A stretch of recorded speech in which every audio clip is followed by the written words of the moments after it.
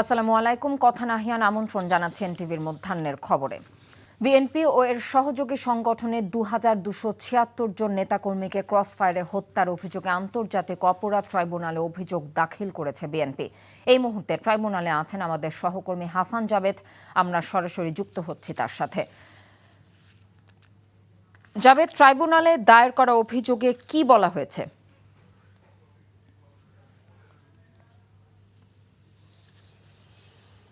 কথা বিএনপির মহাসচিব মির্জা ফখরুল ইসলাম আলমগীর স্বাক্ষরিত আজকে একটি অভিযোগ আন্তর্জাতিক অপরাধ ট্রাইব্যুনালে দাখিল করা হয়েছে। এই অভিযোগে ২২৭৬ জন বিএনপি ও এর সহযোগী সংগঠনের নেতাকর্মীকে ২০০৮ সালের থেকে এই গত ৫ই আগস্ট পর্যন্ত যাদেরকে ক্রসফায়ারের নামে হত্যা করা হয়েছে এমন অভিযোগ আনা হয়েছে। আজকের এই অভিযোগে একই অভিযোগে আরেকটি তালিকা দেওয়া হয়েছে যে এই সময়কালের মধ্যে ১৫৩ জনকে গুম করা হয়েছিল। তাদের মধ্যে কয়েকজন ইতিমধ্যেই গুম থেকে ফেরত এসেছে এবং এখনও অনেকে গুম অবস্থায় আছেন এবং তাদেরকে ফিরিয়ে পেতেও তারা এই আবেদন করেছেন। ২২৭৬ জন মধ্যে কিন্তু সারা বাংলাদেশে বিএনপি নেতাকর্মী যারা হয়েছিলেন, বিভিন্ন সময়ে ক্রসফায়ারের শিকার হয়েছিলেন, তাদের মধ্যে তারা সবার নাম এখানে উল্লেখ করেছেন। এবং আমাদের সাথে যে তালিকাটা দিচ্ছে সেটা হচ্ছে ঢাকা মহানগরে ৫২ জন, নারায়ণগঞ্জে ১৫ জন, গাজীপুরে ২১ জন, এইভাবে সারা বাংলাদেশের জেলা ওয়াইজ কীভাবে কতজন হত্যার শিকার হয়েছে তারা সেটা উল্লেখ করেছেন। এবং এই মামলায় আজকে যে অভিযোগ করেছেন সেখানে সাবেক প্রধানমন্ত্রী শেখ হাসিনা সহ ওই সময়কার যারা দায়িত্বে ছিলেন আইনশৃঙ্খলা রক্ষাকারী বাহিনীর সদস্য, র্যাব, পুলিশ, বিজিবি সহ যারা এই হত্যাকাণ্ডে জড়িত ছিল এবং আওয়ামী লীগ, যুবলীগ, ছাত্রলীগের নেতাকর্মীও যারা এই হত্যাকাণ্ডে জড়িত ছিল তাদেরকে আসামি করা হয়েছে। তবে তাদের নাম কিন্তু ওইখানে জমা দিয়েছে, কিন্তু আমাদের কাছে তারা উল্লেখ করেনি, জানায়নি, নিরাপত্তার খাতিরে সেটা বললেন। এবং তারা একটি বিচার চাচ্ছেন, সুষ্ঠু বিচার, যে এই ধরনের ঘটনা যেন পুনরাবৃত্তি না হয়। কারণ বিএনপির রাজনীতিকে নিঃশেষ করার জন্যই শেখ হাসিনার নেতৃত্বে এ ধরনের হত্যাযোগ্য গুম হয়েছিল বলে তারা এই অভিযোগ করেছেন। এবং তাদের পক্ষে আজকে যে অভিযোগটি এখানে এসে দাখিল করেন তিনি হচ্ছেন বিএনপির যে মামলা সংগ্রহ তথ্যপাত্র সেলের সমন্বয়ক সালাউদ্দিন খান। তিনি এখানে এসে আজকে এই অভিযোগটি জমা দেন। তো এখন প্রসিকিউশনের যে chief prosecutor advocate Tajul Islam তিনি এই অভিযোগ জমা নেন এবং তিনি জানিয়েছেন যে তারা এগুলি এখন তদন্ত করে তদন্ত সংস্থার কাছে দিবেন এবং তদন্ত করে তারা এইগুলির বিচারের আওতায় নিয়ে আসার জন্য ট্রাইব্যুনালে যথাযথ ব্যবস্থা নেবেন। কথা আন্তর্জাতিক ট্রাইব্যুনালের খবর জানছিলাম।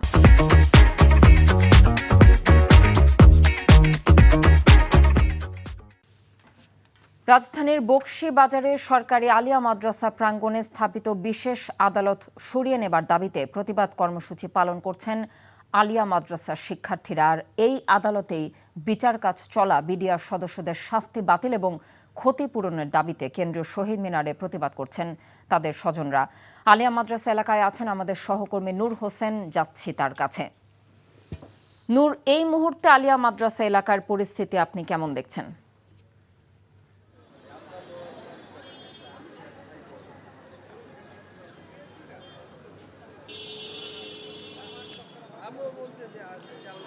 কথা এই মুহূর্তে আমি অবস্থান করছি রাজধানীর যে বকশীবাজার মোড়টি রয়েছে সেই বকশীবাজার মোড়ে।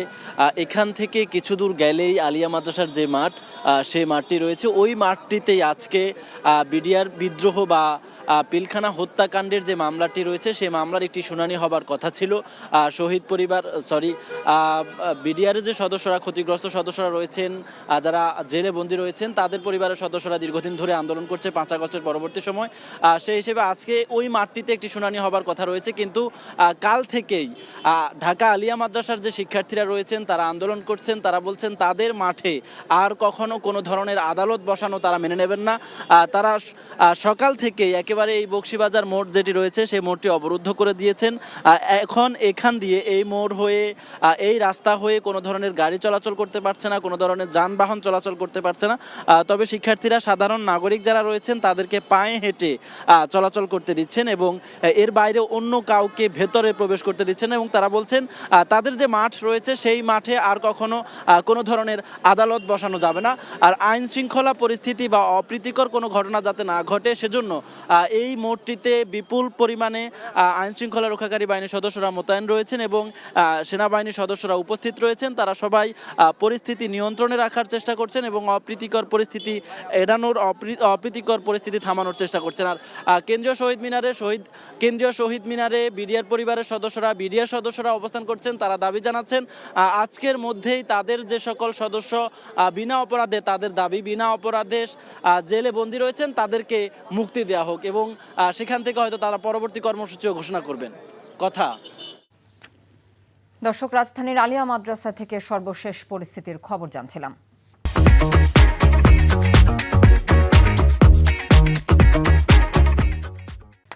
চলছে পেঁয়াজের মৌসুম। অতিরিক্ত ঝাঁঝ ও স্বাদ সে সাথে দীর্ঘদিন সংরক্ষণ করে রাখা যায় বলে ভোক্তা সাধারণের কাছে এখনকার ছোট আকারের পেঁয়াজের চাহিদা রয়েছে সর্বত্র। বৈরী আবহাওয়ার ফলে চাষে কিছুটা বিলম্ব ঘটেছে, তবুও এবার পেঁয়াজের ভালো ফলন হবে বলে মনে করছেন সংশ্লিষ্ট কৃষক এবং কর্তৃপক্ষ। মানিকগঞ্জ থেকে আহমেদ সাব্বির সোহেলের পাঠানো রিপোর্ট। মানিকগঞ্জের হরিরামপুর উপজেলার প্রায় ৯০% কৃষক পেঁয়াজ চাষের সাথে সরাসরি সম্পৃক্ত। সেই সাথে রয়েছে ঘিওর উপজেলাও। বংশ পরম্পরায় এ অঞ্চলের বাসিন্দাদের এক প্রকারের জীবিকার প্রধান উৎস পেঁয়াজ চাষ। পেঁয়াজের মৌসুমে এ অঞ্চলের সব ক্ষেতেই চাষিদের দেখা মেলে। সকাল থেকে বীজতলা পরিচর্যা, সার, কীটনাশক দেওয়ার মধ্য দিয়ে চলছে পেঁয়াজ চাষ। বৈরী আবহাওয়ার পরও এবার পেঁয়াজের ফলন ও দাম আশানুরূপ হবে বলে জানান কৃষকরা। আমাদের পায়ে প্রতি ৬০ থেকে ৭০ হাজার টাকা খরচা হয়েছে, বেতনের দাম বেশি। এখন যদি এই বাজারটা থাকে তাহলে আমরা লাভবান হব। বিঘায় ৫০ থেকে ৬০ মণ আসবো। আনুমানিক দেখা গেছে কমপক্ষে ৪ থেকে ৫ হাজার টাকা বিক্রি করলে সে মোটামুটি আর কি কৃষকের কিছু লাভ হইব। কৃষক ও কৃষানি ছাড়াও প্রতিবেশীদের সমন্বয়ে একটা উৎসবমুখর পরিবেশে পরিণত হয়ে ওঠে জিটকার প্রায় প্রতিটি পেঁয়াজ খেতে। পরিবারের অন্যান্য সদস্যদের বাইরেও দৈনিক ৬০০ টাকায় ১২ ঘন্টা মজুরিতে কাজ করেন প্রতিবেশী নারী সদস্যরা। এখানে আসছি এই ধরেন পেঁয়াজ লাগাতে সাহায্য, কৃষিকাজের সাহায্যের জন্য আর কি। ৬০০ টাকা কাজ করি, এতে আমাদের সংসার ভালো মতনই চলে। মানিকগঞ্জে মূলত কিং জাত ও বাড়ির বিভিন্ন ধরনের পেঁয়াজ চাষ হয়ে থাকে। গত ২ বছর যাবৎ পেঁয়াজ চাষিদের যে বাজার মূল্যটা ভালো পাচ্ছে বিদায় আমাদের কৃষকরা দেখা যাচ্ছে যে অনেকে সরিষা বা অন্য ক্রপ বাদ দিয়ে পেঁয়াজের দিকে ঝুঁকছে। এবছর মানিকগঞ্জের হরিরামপুর উপজেলায় প্রায় ২৮৩০ হেক্টর জমিতে পেঁয়াজ চাষ করা হচ্ছে। NTV news desk. পৌষ মাসের শেষ সপ্তাহে ৪ জেলায় মৃদু শৈত্যপ্রবাহ বিরাজ করছে। আজ নওগাঁয় সর্বনিম্ন তাপমাত্রা ৯.১ ডিগ্রি সেলসিয়াস। আবহাওয়া অধিদপ্তরের পূর্বাভাস বলছে এভাবে আগামী কয়েকদিনের মধ্যে দেশের ওপর দিয়ে বয়ে যেতে পারে একটি শৈত্যপ্রবাহ। আকারের দিক থেকে এটি মৃদু থেকে মাঝারি হতে পারে। ওই সময় সারা দেশে দিন ও রাতে তাপমাত্রা গড়ে ২ থেকে ৪ ডিগ্রি সেলসিয়াস কমে যেতে পারে। এ অবস্থায় ঘন কুয়াশা ও ঠান্ডা বাতাসে শীতের তীব্রতা আরও বাড়তে পারে বলে জানিয়েছে আবহাওয়াবিদরা। ইতিমধ্যে তাপমাত্রা কমতে শুরু করেছে, যা আরও কয়েকদিন থাকবে। ঠান্ডা পড়ার সঙ্গে সঙ্গে সারা দেশে বাড়তে শুরু করেছে ডায়রিয়া, নিউমোনিয়া, শ্বাসকষ্ট সহ শীতজনিত রোগের প্রকোপ। শিশু ও বৃদ্ধরাই বেশি আক্রান্ত হচ্ছে বলে জানাচ্ছেন চিকিৎসক। এবারে খেলার খবর। ক্রিকেট মাঠের সংকটে ভুগছে সিলেট। এমসি কলেজের মাঠ ছাড়া কোথাও নেই ভালো উইকেট। সেখানে অনুশীলন করে নিজেদের বড় মঞ্চের জন্য প্রস্তুত করেন স্থানীয় ক্রিকেটাররা। ২০০৮ সালে শুরু রাজিন সালের প্রতিষ্ঠিত সুরমা একাডেমিতে স্থানীয় ক্রিকেটাররা অনুশীলন করলেও আরও ক্রিকেটার তুলে আনতে সেই সুযোগ সুবিধাকে অপ্রতুল মনে করছেন রাজিন সালে। সিলেট থেকে নিলয় মজুমদারের রিপোর্ট। দীর্ঘদিন ধরেই উদীয়মান ক্রিকেটারদের নিয়ে কাজ করছেন জাতীয় দলের সাবেক খেলোয়াড় রাজিন সালে। তার প্রতিষ্ঠিত সুরমা ক্রিকেট একাডেমিতে অনুশীলন করেই প্রথম শ্রেণীর ক্রিকেটে খেলছেন অমিত হাসানের মতো তরুণ ব্যাটাররা। নিয়মিত রান করে থাকছেন শীর্ষ ব্যাটারদের তালিকাতেও। অথচ এই সিলেটেই এমসি কলেজের মাঠের ২২ গজ ছাড়া আর কোনো ভালো উইকেটের গ্রাউন্ড নেই। মাঠের অভাবেই মেধাবী ক্রিকেটাররা নিজেদের গড়ে তুলতে পারছেন না বলে জানিয়েছেন রাজিন সালে।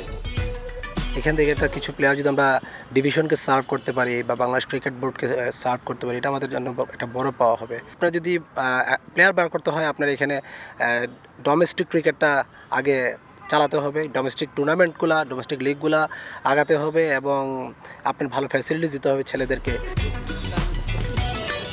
সুরমা ক্রিকেট একাডেমির নিয়মিত কার্যক্রম বন্ধ থাকলেও বাংলাদেশের সাবেক ক্রিকেটার ব্যস্ত সময় কাটাচ্ছিলেন স্থানীয় বিশ্ববিদ্যালয়ের তরুণদের নিয়ে।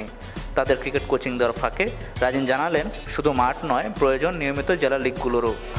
আমাদের প্লেয়ারদের আসলে সেই গোলটা নাই, কারণ আমরা আমার মনে হয় যে আমরা যে ম্যানেজমেন্ট থেকে বা সামহাও বোর্ডে যারা আছেন এখন ইদানিং যারা সিলেক্টর আছেন কাজ করছেন, বাট বিগত দিনে ওই প্লেয়ারটাকে গোল দেওয়া হয় না যে তোমার টার্গেটটাই টেস্ট ক্রিকেট, তুমি টেস্ট ক্রিকেট খেলবে, এতটুকুই তোমার দরকার এবং তুমি যতটুকু প্র্যাকটিস করা দরকার, যতটুকু ফ্যাসিলিটি দরকার আমাদের থেকে নিয়ে যাবে। দেশের ক্রিকেটের উন্নয়নে তৃণমূল পর্যায়ে বিসিবিকে আরও মনোযোগী হওয়ার পরামর্শ তার। এই মুরারিচাঁদ কলেজের মাঠ থেকে উঠে এসেছিলেন রাজিন সালে ও অলক কাপালির মতো খেলোয়াড়রা, অথচ পুরো সিলেটে নেই কোনো ক্রিকেট উপযোগী মাঠ। এই সমস্যার দ্রুত সমাধান চান রাজিন সালে। নীলা মজুমদার, এনটিভি নিউজ, সিলেট। এই ছিল মধ্যাহ্নের খবরের ভিডিও সহ আপডেট জানতে ভিজিট করুন এনটিভি অনলাইন www.ntvbd.com। এছাড়াও এনটিভি জনপ্রিয় সব অনুষ্ঠান ও খবরের আপডেট জানতে ভিজিট করুন আমাদের ইউটিউব এবং ভেরিফাইড ফেসবুক পেজ। দুপুরের খবর দেখার আমন্ত্রণ রইল। ধন্যবাদ সবাইকে।